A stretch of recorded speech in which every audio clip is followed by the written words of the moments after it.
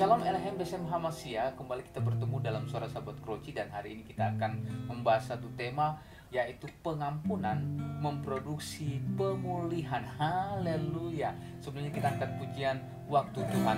Waktu Tuhan pasti yang terbaik, walau kadang tak mudah dimengerti.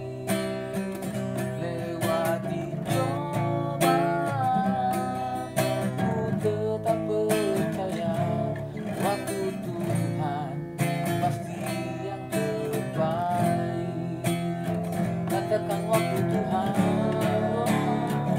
waktu Tuhan pasti yang terbaik. Kalau kadang tak mudah dimengerti, lewati cobaan, ku tetap percaya waktu Tuhan pasti yang terbaik. Waktu Tuhan pasti yang terbaik. Waktu Tuhan pasti yang terbaik. Haleluya Tuhan, terima kasih. Kami percaya waktu Tuhan adalah yang terbaik. Dan saat ini Tuhan adalah waktu di mana kami mau merenungkan kebenaran firman Tuhan. Buka hati pikiran kami, kuasai kami dengan kuasa daripada-Mu Tuhan.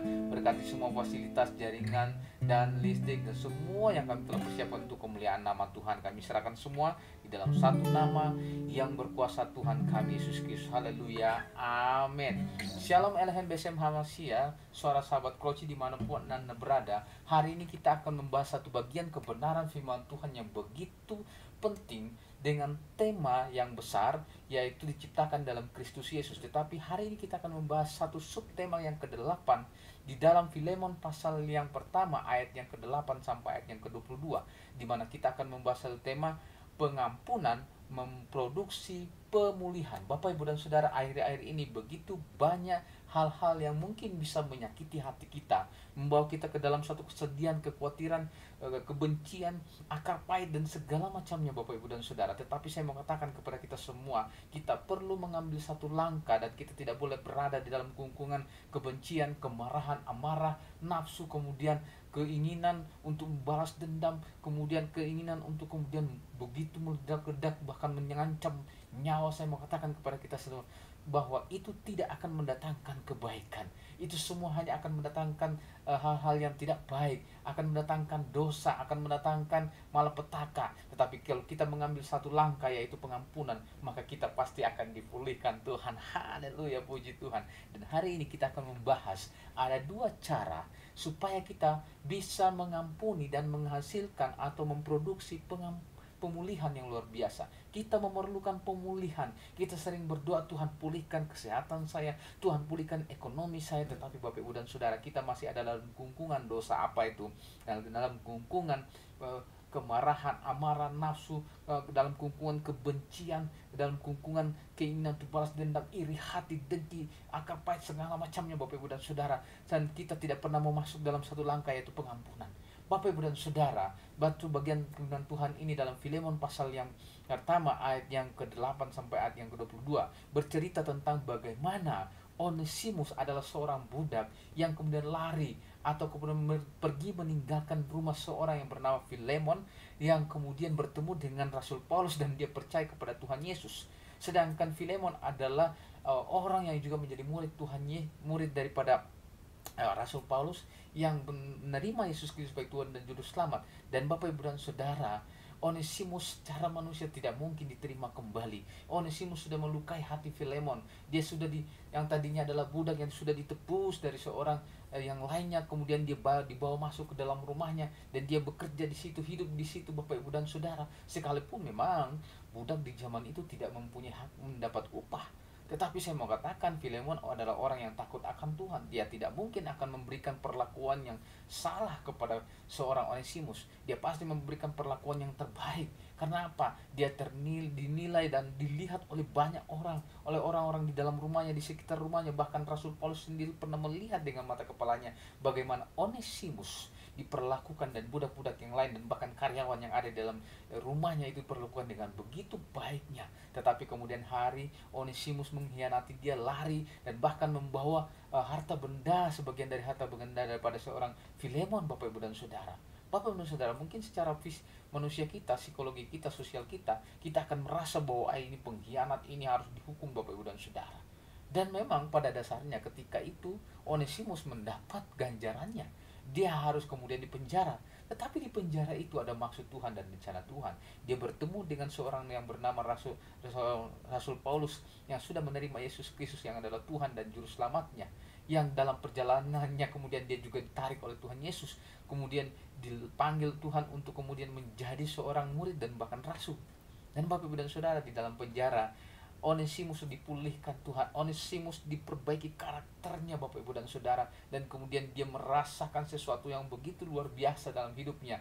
Dia bertobat, dia menerima Yesus Kristus. Hidupnya, karakternya, pelayanannya, penilaian dari orang sekitarnya, baik itu Rasul Paulus dan orang-orang lain yang ada di penjara, yang jelas bahwa dia sudah berubah dan bahkan bisa memberi pelayanan yang terbaik kepada Rasul Paulus dan teman-teman lainnya yang dipenjara karena Kristus. Dan Bapak Ibu dan Saudara, kalau kita membaca Filemon pasal yang pertama ayat yang ke-8 sampai ayat yang ke-22, kita bisa melihat bagaimana perubahan yang luar biasa. Tetapi Bapak Ibu dan Saudara, di sisi lain kita bisa melihat bahwa Filemon itu, Bapak Ibu dan Saudara, adalah seorang yang dikhianati. Secara manusia tidak mungkin mudah untuk menerimanya. Nah, Bapak Ibu dan Saudara, kita perlu belajar dua hal yang menjadi rahasia Filemon menjadi seorang yang mampu menerima kembali seorang yang bernama Onesimus. Yang pertama, karena apa? Karena Bapak Ibu dan Saudara, pengampunan yang diberikan yang dilakukan oleh seorang Filemon adalah pengampunan yang didasari atas kasih dalam Kristus Yesus. Haleluya, puji Tuhan. Pengampunan yang dimiliki oleh Filemon ada pengampunan yang berdasarkan oleh kasih dalam Kristus Yesus. Bapak Ibu dan Saudara, kasih dalam Kristus Yesus adalah kasih agape, Bapak Ibu dan Saudara. Dan saya mau katakan kepada kita semua, kasih yang dimiliki inilah yang kemudian mendasari, mempersiapkan hati seorang Filemon mampu menerima kembali seorang Onesimus.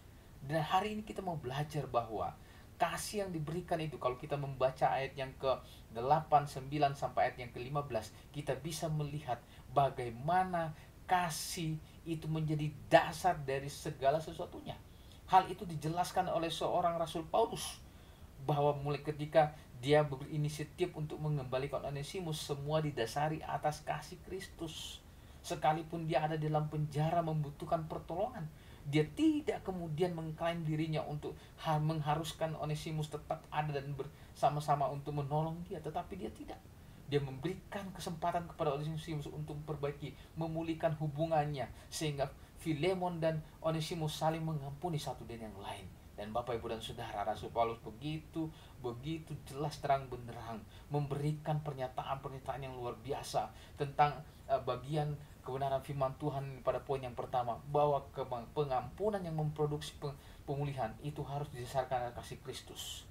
Apa yang dilakukan oleh Rasul Paulus itu begitu luar biasa menginspirasi kita, memberikan kita motivasi bahwa apapun yang menjadi masalah kita, kalau kita punya relasi yang tidak baik satu dengan yang lain, mungkin antara suami dan istri terhadap suami, atau kepada anak, atau kepada mantu, mertua, tetangga, teman kerja, rekan bisnis, di dalam gereja, kepada pendeta, pelayan Tuhan, dan semuanya Bapak Ibu dan Saudara, kalau kita tidak memperbaiki hubungan kita, saling mengampuni, saya mengatakan itu tidak akan berhasil. Tapi semua itu harus didasari oleh kasih Kristus. Kasih yang daripada Allah Bapa begitu luar biasa. Yesus Kristus sudah memberikan contoh. Karena kasihnya, dia telah memberikan dirinya, nyawanya untuk mengampuni dosa manusia. Sekalipun dia harus didera, dia harus dianiaya, dibunuh Bapak Ibu dan Saudara, dan diperlakukan begitu tidak adil. Tapi saya mau katakan kepada kita semua, Yesus Kristus datang mengampuni kita, memberikan pengampunan dengan atas kasih agape yang luar biasa. Dan hari itu, waktu itu, Rasul Paulus juga mengajarkan hal yang sama, sehingga Filemon mampu menerima Onesimus yang sudah mengkhianatinya, yang sudah menyakitinya, yang sudah membuatnya rugi. Bapak Ibu dan Saudara, Filemon mampu menerima Onesimus bukan lagi sebagai budak bahkan, tetapi menjadi seorang saudara seiman dalam Kristus Yesus. Itu karena apa? Ada kasih agape. Kasih akan membawa engkau melihat kemurahan Tuhan yang luar biasa, yang jauh lebih luas dari apa yang kau pikirkan, yang jauh lebih luas dari apa yang engkau usahakan, yang jauh lebih luas dari apapun yang engkau rencanakan. Karena kasih agape akan membawa engkau melihat pemulihan-pemulihan dalam hidupmu, dalam relasimu dengan istri, dengan suami, dengan anak, dengan tetangga, dengan mertua, mantu, dengan semua Bapak Ibu dan Saudara. Karena dengan kasih, pemulihan, pengampunan akan membuat hidupmu dipulihkan Tuhan. Bisnismu, usahamu, pekerjaanmu, sekolahmu, kuliahmu, pelayananmu, apapun yang kau butuhkan, Tuhan akan pulihkan berlipat kali ganda. Halo pemirsa, dia manapun Anda berada, suara sahabat Kroci, saya mau katakan kepada kita, dasari pengampunanmu di dalam kasih agape dalam Kristus Yesus, bukan atas kasih dengan maksud tertentu. Banyak orang berpura-pura. Saya mau katakan, kalau kita berpura-pura mengasihi, memberikan pengampunan, maka saya mau katakan kepada kita semua, pasti akan ketahuan di masa yang akan datang. Pasti akan merusak hidupmu, merusak relasimu, dan bahkan akan membuat luka yang baru dalam hidupmu. Hari ini, jika engkau ingin dipulihkan Tuhan 100%, dijamin hidupmu, maka berikanlah pengampunan itu dengan tulus ikhlas berdasarkan kasih Yesus. Karena kasih Yesus selalu membawa kita kepada ketulusan, kemurnian hati, dan kesungguhan di hadapan Tuhan. Haleluya. Itu hal yang pertama yang dilakukan oleh, yang dimiliki oleh Filemon, yang diajarkan oleh Rasul Paulus supaya mampu menerima Onesimus. Yang kedua, apa dasarnya? Kalau yang pertama tadi atas dasar kasih dalam Kristus Yesus, yang kedua, kita harus punya kerelaan yang penuh. Tidak boleh kerelanya itu setengah-setengah. Aku rela, aku relakan. Itu lagu Bapak Ibu dan Saudara, memberikan sebuah gambaran dalam kehidupan kita bahwa kerelaan itu diperlukan dalam sebuah hubungan, dalam sebuah relationship, apalagi bersama dengan Tuhan, maka kita perlu kerelaan yang luar biasa. Filemon memiliki kerelaan yang luar biasa, yang penuh yang daripada Tuhan. Itu karena dia sungguh-sungguh ada di dalam Tuhan. Bahkan Rasul Paulus membuat sebuah surat secara khusus kepada Filemon, dan itu tercatat dalam Alkitab sebagai sebuah pengakuan bahwa Filemon adalah pribadi yang begitu luar biasa, memiliki kerelaan yang penuh di hadapan Tuhan. Sekalipun dia sudah dirugikan, sekalipun dia kemudian punya hak prerogatif, punya kebebasan untuk bisa saja menolak Bapak Ibu dan Saudara, tapi karena kerelaannya, karena dia selama ini mengikut Tuhan, dia belajar setia, taat, dan disitulah dia kemudian menemukan bahwa kerelaan itu diperlukan. Bapak Ibu dan Saudara, jika hari ini engkau masih tidak rela melihat istrimu bahagia, melihat keberadaan suamimu, melihat keberadaan anakmu, mentuamu, mantumu, temanmu, sahabatmu yang jauh lebih baik, itu artinya engkau belum mengenal Tuhan Yesus dengan sungguh-sungguh dalam hidupmu. Itu artinya kebenaran dalam dirimu masih separuh-separuh. Kita perlu memiliki kerelaan yang penuh dalam Tuhan. Bapak Ibu dan Saudara, suara sahabat Kroci dimanapun Anda berada, Rasul Paulus memberikan penilaian, pengakuan secara terbuka bagaimana Filemon, seorang pribadi, dia tidak begitu terkenal, tapi dia diakui sebagai satu pribadi yang punya kerelaan yang luar biasa. Dia rela menerima budaknya untuk kemudian kembali masuk dalam rumahnya, dalam kehidupannya, untuk menjadi saudara seiman, bukan lagi budak. Hello, apakah itu hal yang mudah? Tidak mudah Bapak Ibu dan Saudara. Mudah diucapkan, tidak mudah dilakukan. Yang kedua, Bapak Ibu dan Saudara, dia harus rela di depan orang-orang, di depan sahabatnya, teman bisnisnya, siapapun Bapak Ibu dan Saudara. Kok kamu bisa ya menerima begitu? Bapak Ibu dan Saudara, bisa saja banyak kecurigaan. Kan nanti dia terima lagi, dia berkhianat lagi, melakukan hal yang sama, tuman lagi Bapak Ibu dan Saudara. Bisa saja ada pikiran-pikiran seperti itu. Kalau diterima lagi bahkan di selevel dengan kita, bagaimana? Bapak Ibu dan Saudara, di dalam Tuhan, hidup kita itu setara satu dengan lain. Tidak ada yang di atas, tidak ada yang bawah. Jabatan itu hanya menjadi suatu tugas supaya kita makin ditempa untuk makin mengenal Tuhan. Kita sebagai pendeta, pelayan, kemudian majelis gereja, atau apapun jabatanmu secara rohani dalam gereja, itu bukanlah satu kesombongan, tapi itu adalah kesetaraan kita, supaya kita belajar menjadi sama seperti Yesus Kristus yang punya kerelaan. Yesus Kristus sudah memberikan contoh itu. Dia mati di atas kayu salib, itu sebuah kerelaan yang luar biasa, kasih dan kerelaan yang luar biasa. Hari ini Bapak Ibu dan Saudara, dimanapun Anda berada, suara sahabat Kroci, kalau engkau belum punya kerelaan, maka belajarlah taat dan setia.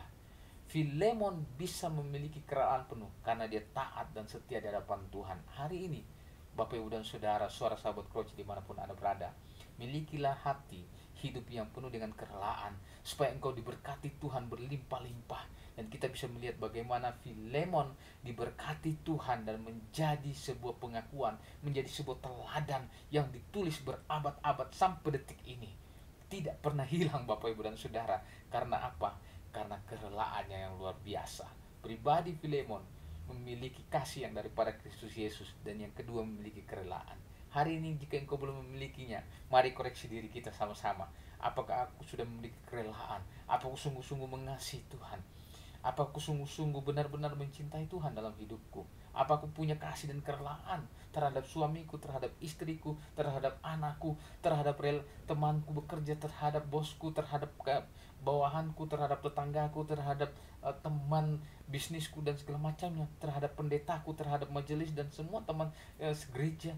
Pertanyaannya begitu mudah Bapak Ibu dan Saudara, tapi memang susah untuk dilakukan. Tapi kalau Bapak Ibu dan Saudara, kita semua memiliki kasih dan kerelaan, haleluya, puji Tuhan, maka kita akan memproduksi pemulihan yang luar biasa. Rumah tangga kita dipulihkan, pribadi kita dipulihkan, karakter kita dipulihkan, pekerjaan kita dipulihkan, relasi kita dipulihkan. Kita bisa keluar senyum, penuh semangat, damai sejahtera, tidak tertuduh, tidak merasa disingkirkan, didiskriminasi, tapi kita penuh dengan sukacita, damai sejahtera. Hidup kita dipulihkan, usahamu, tokomu, bisnismu, keluargamu, pendidikanmu, masa depanmu dipulihkan Tuhan. Bahkan imanmu yang sungguh-sungguh di depan Tuhan. Rahasianya, engkau harus memberikan pengampunan, supaya pengampunan itu memproduksi pemulihan. Dasarnya dua, kasih dan kerelaan. Haleluya, puji Tuhan. Saya yakin dan percaya kita semua diberkati lewat kebenaran firman Tuhan ini. Dan mari kita berdoa. Terima kasih Bapak, terima kasih. Kami percaya kami semua diberkati Tuhan, dan percaya kami semua dikuatkan Tuhan oleh kebenaran firman Tuhan ini.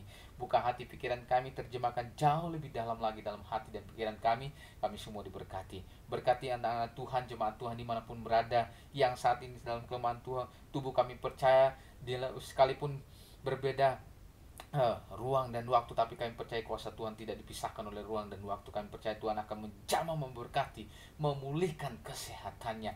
Dan Tuhan berkati juga Tuhan yang lemah imannya, Tuhan kuatkan, teguhkan, supaya mereka mengalami pemulihan hidup dan melihat kemurahan kasih setia Tuhan. Berkati juga yang memiliki pergumulan, persoalan, kerinduan untuk bekerja, usaha, Tuhan bukakan jalan masa depan yang terbaik Tuhan. Terima kasih. Terus tambahkan iman percaya kami, kerinduan kami, dan biarlah pelayanan ini menyenangkan hati Tuhan dan terus dipakai, diberkati Tuhan berlimpah-limpah. Terima kasih Bapa. Kami serahkan firman Tuhan dan penyelesaiannya dalam satu nama yang berkuasa Tuhan kami, Yesus Kristus. Haleluya, amin. Shalom saudara sahabat Kroci dimanapun Anda berada. Terima kasih sudah menonton bagian kebenaran firman Tuhan ini. Dan biar kiranya menguatkan, meneguhkan kita, memotivasi kita, membuka wacana pemikiran kita, untuk kita makin kuat, makin teguh. Dan Bapak Ibu dan Saudara bisa mendukung pekerjaan pelayanan Tuhan ini dengan menonton, like, dan subscribe, dan men-share kepada teman-teman yang lainnya. Juga bisa mendukung dalam bentuk doa, materi, dan bentuk fasilitas apapun. Bisa kemudian juga mengajukan pokok doa, sharing melalui 085314483419.